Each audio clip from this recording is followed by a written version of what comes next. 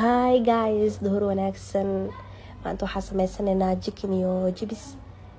Hada chickenka soo qaadanay, bur ku ridanaynaa. Burka markaa ku qasqasna ka bacdi, burkiya biyo ku qaseynaa. Burka biyo markaa ku qasno waxaan ku daraynaa baraf iyo maxallada jibis la soo jibiyay ama rooti qalalan aan soo jibinay soo hadhowta chickenka uu yeesho qajac.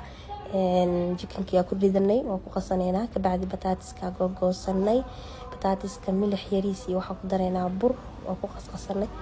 bataatiska dubanaynaa taas jeceshahay ani hadda qofka asigoo maxallada bataatiga qofkiisa leh aniga aad dubtay hada arabto iska fiiqe haddii sidiisa ku cunaysaa maxallada chickenka dubanay asigana si gold iyo qurux badan markay noogu soo baxaan bataatiska iyo chickenka labadooda waa soo baxsanay saxanka saaranay nabad ku cuna insha Allah waad heli doontiin wayno